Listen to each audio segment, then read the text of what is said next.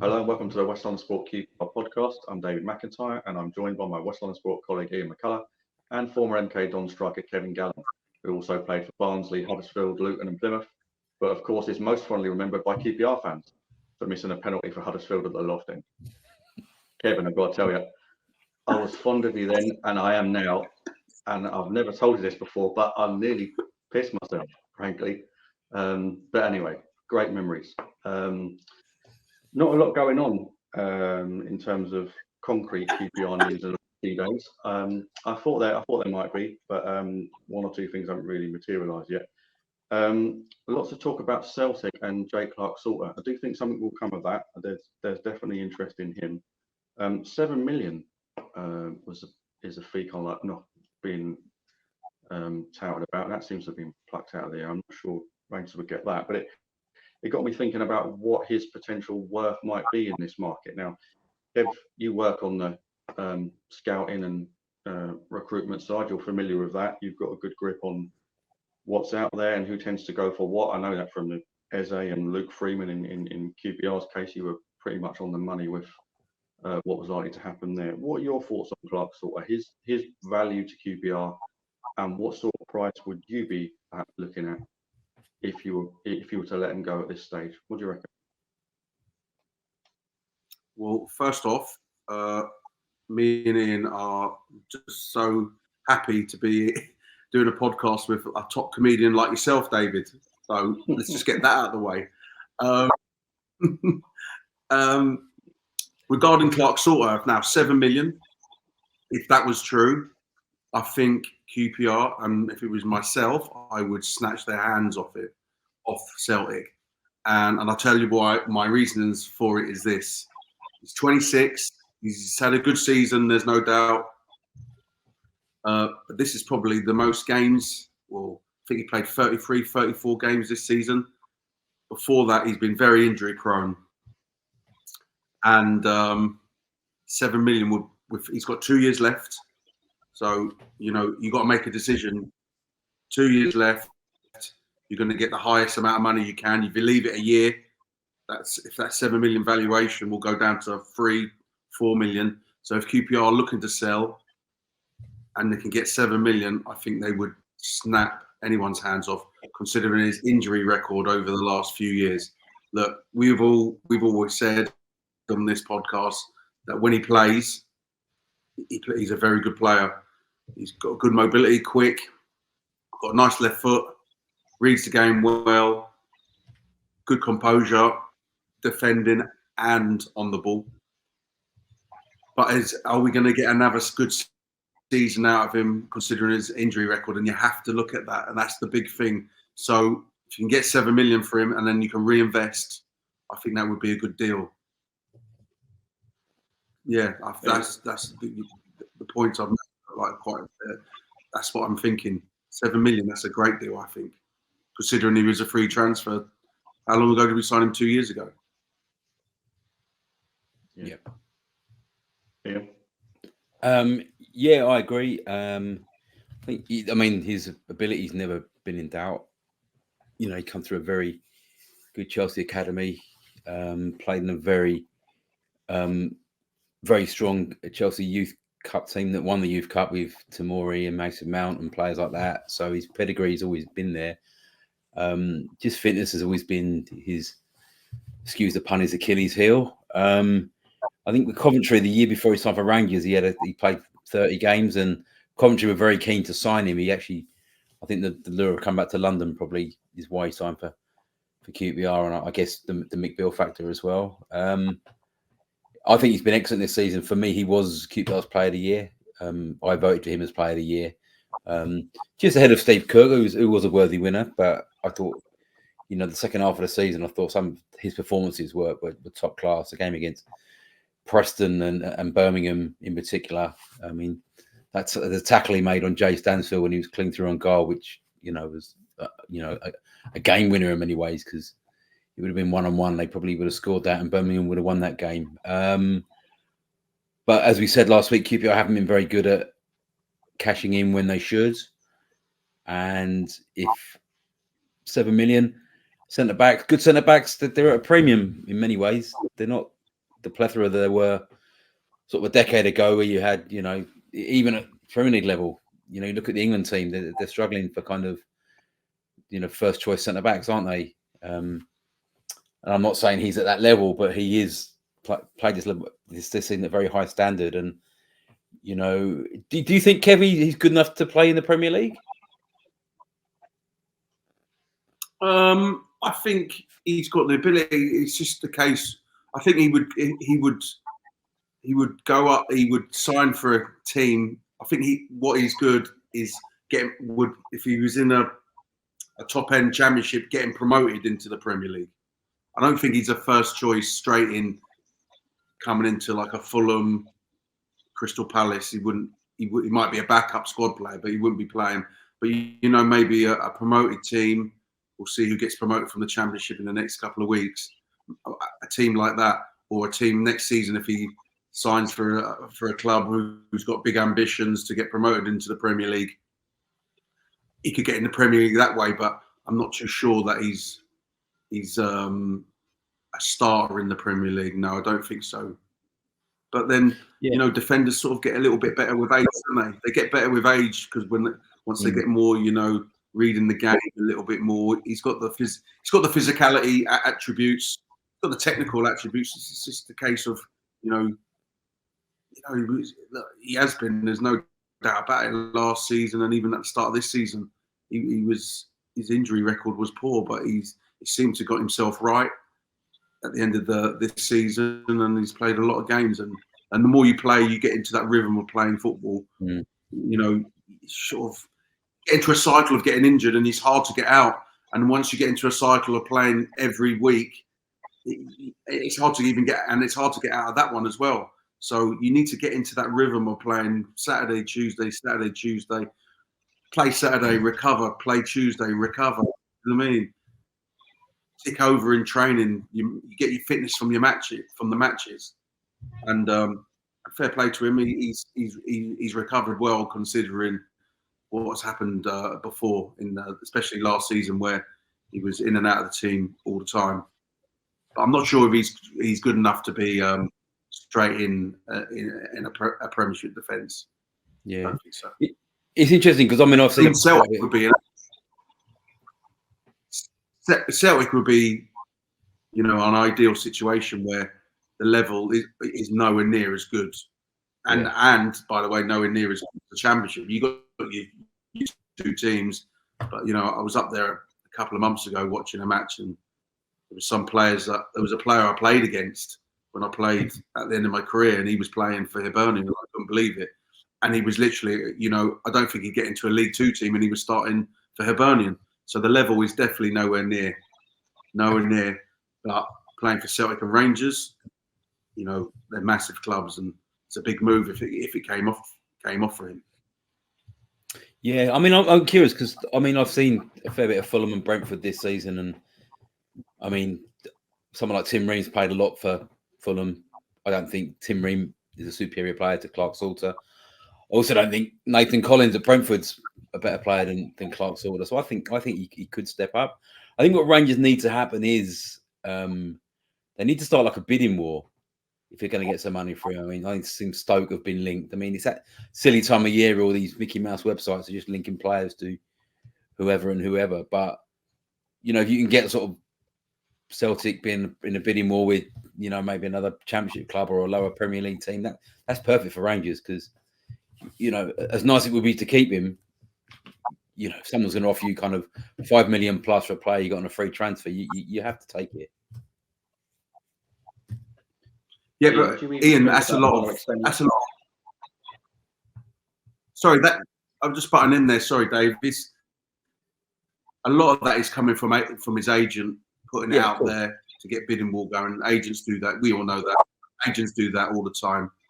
So, but there must be something in it because maybe his agent's gone into QPR and said, "Look, 2 years ago, what are you going to do? This is what they come in. They come in and say, go to the chief exec or whoever's in charge and says, look, he's got 2 years left. He's had a good season. You're going to give him a new contract, or should we look, for buyers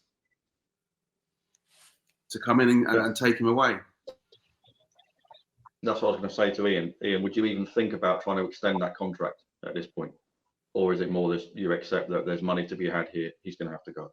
Well, I think if you get him to sign a new contract and he continues playing at the level he has this season, then you got the whip hand, haven't you? You've got the extra years under your belt, and you can probably get more for him maybe.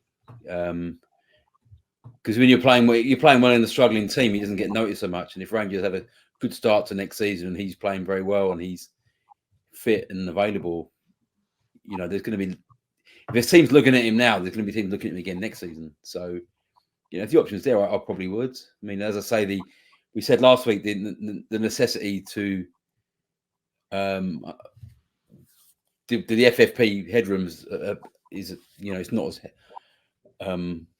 what's the word? It's not as pressing as it was last year.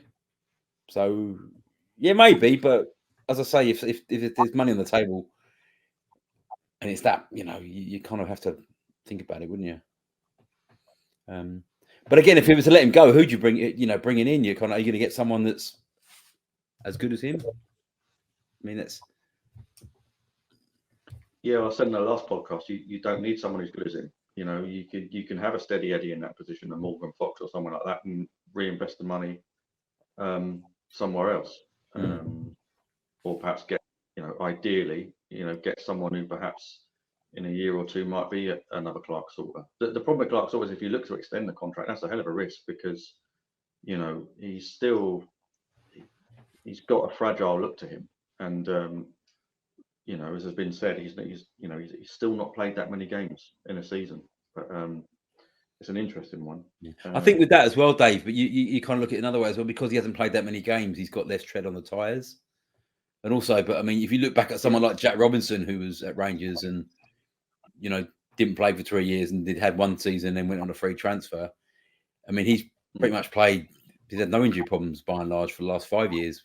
At Forest, and then Sheffield United, he's playing, albeit in a terrible side, he's playing regularly in the Premier League. So, there is a case of that, I guess, that once you kind of get over that mental hurdle of being injured, that perhaps this could be the start of a run against him. And I know it's conjecture, but I guess as you're right, though, it is a risk, isn't it?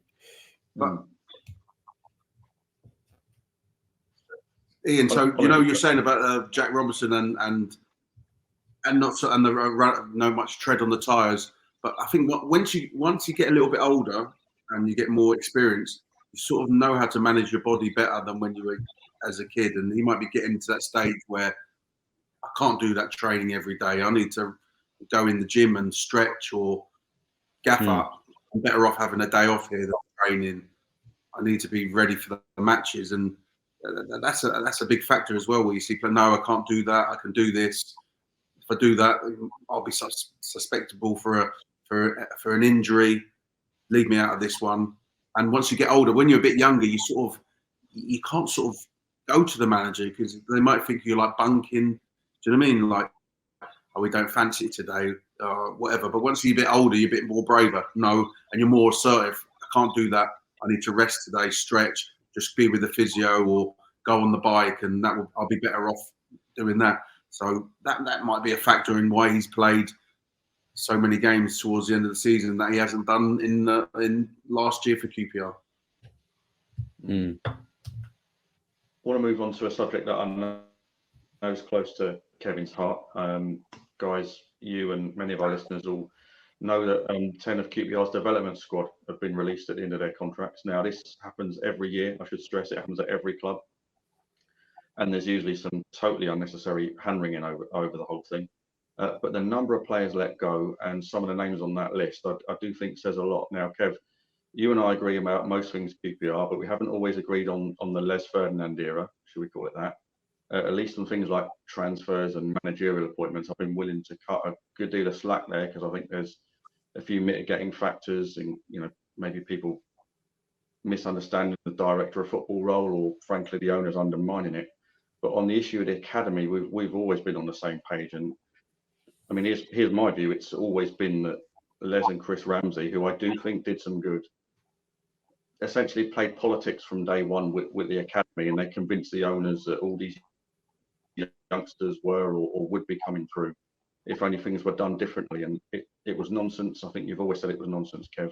But at the time, it maybe helped nudge out old Harry Redknapp and lead to the kind of much needed change in culture at QPR, or maybe a change back to a previous culture. So it served a purpose. But this kind of myth of an improved and producing academy has gone on for years. And some people, a number of them via Tottenham, were brought in, and frankly, there's been no tangible improvement. And as we've been saying for a long time, Kevin, these decent young players being produced in the academy, there's a lot of hot air about it. And I think the coal that we've seen there reflects that. And fair play for QPR, by the way, for letting these lads go rather than giving them contracts again and persisting with the idea that realistically these kids will make the grade. They've done the right thing, but Kevin, it does show that something's wrong and been wrong for a long time, doesn't it?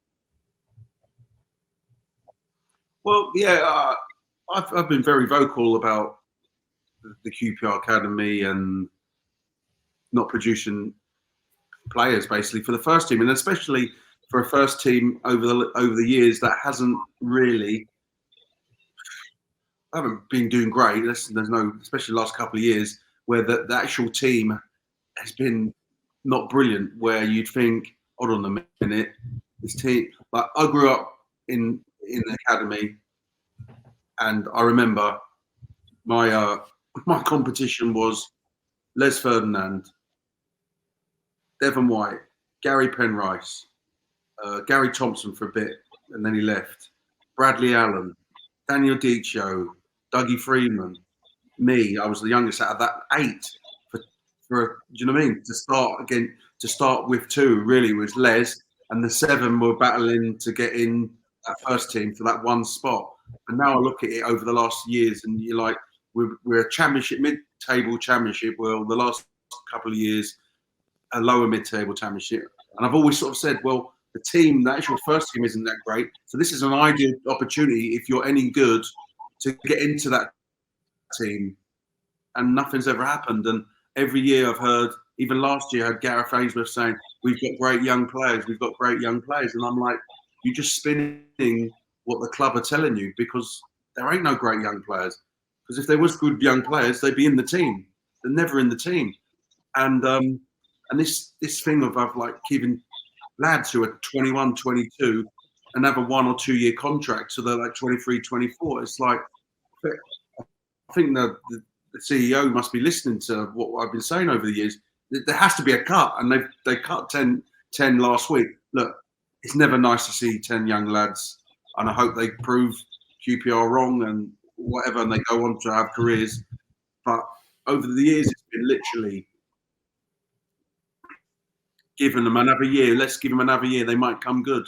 At some stage, you've got to make a decision, because this ain't cheap, is it? Giving out contracts for players who might be. QPR ain't in the position to give out. You can give out the odd 1 or 2, and it's always a case of when you're with young players, you're like thinking, well, I'll give him a year or 2 contract because physically he ain't there, yeah, but he's got the technical attributes, but physically we can work on that, and I can understand that. But over the years, it's just giving out contracts. And for me personally, playing in the academy, and when you're 22, 23, and you're not playing in the first team, it's like, what are you there for?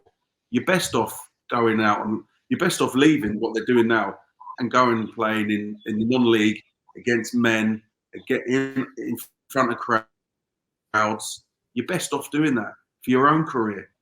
But yeah, I mean, the QPR Academy situation, you know, I mean, the under-18s, I think, have had a really bad season. I think they went to Millwall away this season, lost 12, I don't know if it was 14-0.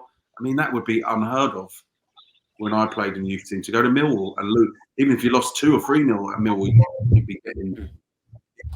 You come in on a Monday, and Jerry Francis and the older pros would be like looking at you just to say what's going on and taking the mick out of you. But to lose 13, 40-0 or whatever it was, I mean, that's just ludicrous. I mean, Kev, you're not going to say it, but I'm going to say it, that your brother Stephen, before that, another of your brothers, Joe, oversaw the youth system down there really years ago on a shoestring, with nowhere near the resources that there are now, and I'm not sure there's been an improvement. I've got to say, and I wouldn't necessarily say there's a problem on the coaching side Yeah, no, we can go. There are some good coaches. Sorry, mate. You can go back to that, and I remember what. Yeah, maybe, but look, you've got to be hard. You've got to be hard to. It's a hard 2 years or 3 years as a youth team player. It all seems a little bit soft and new training ground. So we've got the new training ground. Okay, well, come on then. It's a new training ground. You should have seen the training ground where I was when I come through. It was a disgrace. It didn't matter because I used to just think when I was in the youth team, I used to be looking over at the first team. Jerry Francis, Ray Wilkins, all those players, Les, Alan McDonald, and I was in my head, I want to get over there and I want to go over there and train with them as quick as possible. That's all I thought.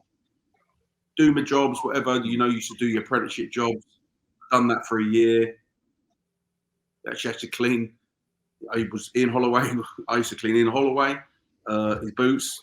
I used to clean, and Dougie Freeman's boots, which was a bit strange because Dougie was my mate and he was only a couple of years older than me. And but that was my jobs. But that was okay. I'd done it for a year, no problem. But I was just always thinking, I need to get over there as quickly as possible. And I don't know, it seems just all, and that might be just a generational thing with academies all over the country. It's all a little bit soft. Everything's done for you. Facilities are unbelievable. We were playing on absolute mud heaps, training on mud heaps when I was in the academy. I was going to say, Kev, I don't think the problem is necessarily the coaching. I think they've had some decent coaches down there, and I think that there has been an improvement in players down there. I think part of the issue is just scouting and recruitment itself, actually finding the players, some of whom are on the local patch, and other London clubs are able to find them, even London clubs of a similar or even smaller size. And they've made changes, QPR, in that respect. I mean, you know the club well enough, Kev, to know people who were behind the scenes on the youth scouting side for years, who are not involved anymore, who were replaced. I think there's been no tangible improvement there. There's obviously a lot that needs to be done. Ian, what are your thoughts on this? Well, I think, Kev, you mentioned the 18s there. I mean, that 12-0 was just the tip of the iceberg. They lost 5-2 at Ipswich, 3-0 at Cardiff, 4-2 at Bristol City, 8-2 to Birmingham, 5-2 at Cardiff, 6-0 to Peterborough, 4-0 to Wigan, 5-1 to Sheffield Wednesday. It's shocking, the under-18s. And Michael Hyde's an excellent coach, well regarded, well liked by a lot of the parents. I know some of the parents of the young players down there, and he's well regarded. But there's a feeling down there that a lot of these games, with the result, they're just packing them with trialists, and they're bringing up kids from the 16s. Now, in many ways, in the academy, the first team is like there. If you're on the 18s, you want to get in the development team. That's almost the kind of the more realistic target. So you've got in. Like the 21, the Paul Furlong's team have done pretty well this year. But there's a lot of guys in that team that have played up, like Alfie Tuck, he's the guy they have really high hopes for down there, midfielder. Good player, centre midfielder, good size about him, could use the ball well. He's just turned 18. Then you have Jake Leahy, he's another one. He's just signed a contract today. He's been playing up. I think he's 17, maybe just turned 18. So there is that encouragement that players playing up. Whereas, Rafael Pedder's a very talented player, but he's 22.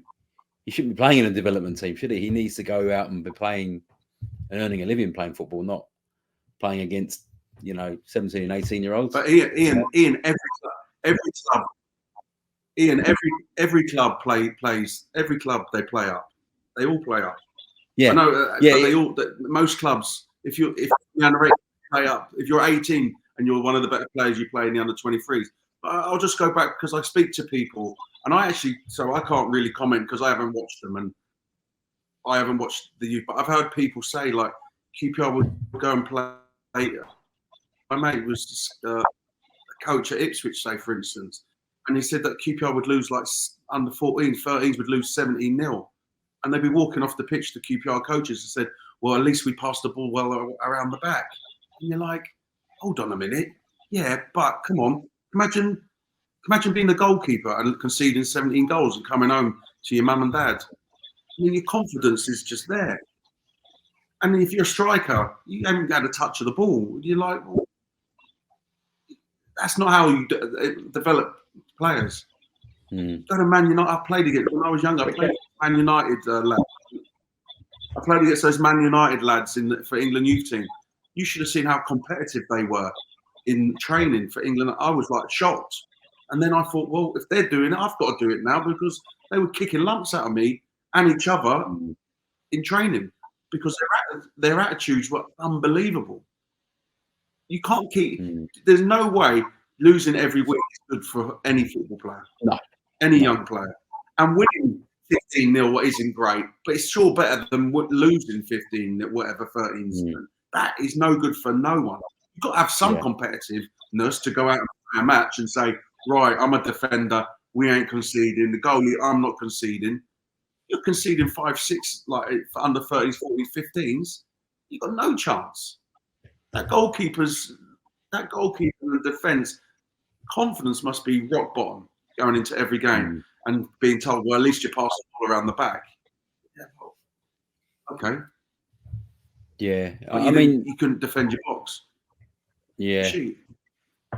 I mean, I will say I got told today that the under-14s actually did win a tournament in Belgium over the weekend, where they beat West Ham in the semi-finals, and they're playing against Feyenoord and the Belgian side Mechelen, who they beat in the final. So yeah, that's a bit of positivity there. I mean, I don't know what age group these players are. Are they under 12s playing up or what have you? But I mean, I think the problem he raises, recruitment is very valid. I think you have to look around at say, well, what's the caliber of players that are being brought in? Now, I do understand that it's the landscape is very different to how it was 25 years ago with sort of youth talent. I mean, the boy at Hull City, Philogene, he's from Uxbridge. I mean, that's QPR prime territory. He went to Uxbridge High. But, you know, Villa signed him. You know, and you've got Saka. He's from Greenford. He went to Greenford High. He's at Arsenal. And there was a time where clubs didn't go onto other clubs' patches, so to speak, and these players come to the sort of clubs. And now you've got it where, you know, Aston Villa, for example, will go to a player and say, come and sign for us. We'll pay for your education until you're 18. Even if you don't make it as a pro, we'll pay your education. How do you turn around as a parent and say, well, no, I want to stay? Man City are doing that. Chelsea have been doing that for years. It's very different. But you're seeing their clubs like Southampton are on the patch taking kids out of West London, and it's, you know. But then on the flip side, Millwall have just got to an FA Cup youth semi-final. You know, their resources aren't bigger than QPR's. Their training grounds nowhere near as good as QPR's. It's so, and then again, you look at Charlton. Charlton have got a remarkable record of players that have been sold on to Liverpool and are playing in the Premier League. Gomez, Konsa, you know, these types of players that are, you know, good players. You know, even if you go back to like Jordan Cousins back in the day, who Rangers paid good money for from the Charlton Academy. There's no one that Rangers have had from their academy that's been sold for any sort of money, is there? There's no one that's sort of coming through. You sort of go, well, I mean, if some of these young players went for like, say, 30 grand to somewhere, at least you're getting some money back. But they're just walking out the door on free transfers, and it doesn't seem to be a lot of money has been spent on the academy. But at the moment, the results aren't really showing, you know, a return for that investment. Guys, we're going to finish on a somber note, and that is the passing of Frank Sibley recently. Now, of the three of us, Kevin's by far the most qualified to speak about Frank, but just some context about the man first, especially for some of our younger listeners. Now, I think it's fair to say that Frank Sibley is one of the greatest ever servants of QPR, up there with Alan McDonald, Tony Ingham and the like. He's the club's youngest ever player, having made his debut at just 15, I think. He was a star performer in the Rangers side that won the 67 League Cup and was promoted 2 divisions to the top division. His career was cut tragically short by injury at a young age. But ask any of the generation before us three, and yeah, Rodney Marshall was very much the man, but they'll also tell you that Frank Sibley was a marvellous player who really made that team tick. And my own grandfather, for example, would always say that. Frank then, he served the club as assistant manager, caretaker manager, and in general, and manager briefly. And in general, He was a coaching stalwart during the 70s, including the great team of 76. He was there in the 80s and the 90s, and every player throughout those decades, we're going to hear from one of them in a minute, always spoke so highly of him. And Jim Smith, who I was fortunate enough to speak to a bit in his later years, always had such affection for Frank from his time as Rangers manager. I actually started covering QPR just after Frank left, and I got to know him a bit while he was actually at Fulham.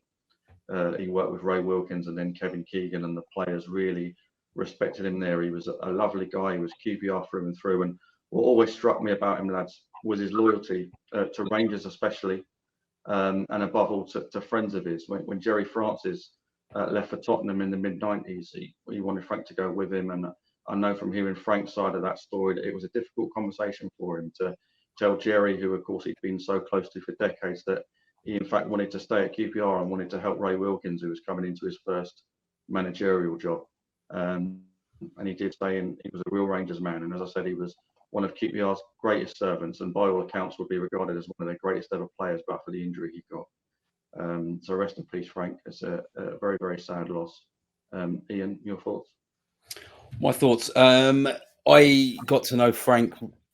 I used to date his niece for a little while, and so I'd see Frank at family occasions and whatever. And I remember one family occasion, Rangers had beaten Newcastle 2-1 up at St James's Park. Jan Stagegaard had the penalty in the last minute, and the team had flown up, I believe, and flew back down. And Frank had literally got off the plane and come to this family event, and there's all these people there, all his family and that. And all I wanted to do was just stand in the corner and just glass eye him for hours about QPR and this and that. And my enthusiastic teenage self, and every time I saw him, he always was happy to talk and always sort of, tolerated me, and just a very, very nice man, and a very lovely family as well. And he was just always at QPR, wasn't he? Every time there was a team photo at the start of the season, Frank Sibley would always be in there somewhere, just at the end of the middle row, usually in a tracksuit. Reserve team manager, assistant first team coach, what have you. And as you say, so eloquently, Dave, he really was just a fabric of QPR and a QPR man to his core. Kev? Yeah, I knew Frank a long time, and great bloke, really good coach, really liked him. Everyone liked him. He was Jerry's number 2 when I broke into when I joined in 1992. He was Jerry's number 2, but he was sort of always around. Sort of, I think he left QPR. Then I think he might have been at Chelsea for a bit doing the reserves and youth team. So you always sort of knew about him and knew of him, obviously with his QPR connections. And then when I left school to join QPR in 1992, he was Jerry's assistant, and yeah, he was a good coach. Just a real nice guy. I mean, it's obviously a QPR legend, and we always heard about, like, he was the youngest ever player, and he was really a top player as well, and he had an unfortunate knee injury. But yeah, it's a sad day for QPR and for his family. I hope rest in peace. But great bloke. And then, like you said, he stayed when everyone thought he was going to leave with Jerry, and he stayed with Ray. And then that season, we had a really good season, and I think he was, an experienced voice of reason for Ray to talk to about certain things. But I don't think anyone would have a bad word, a player, about Frank Sibley. No chance. He was a great bloke and a great coach.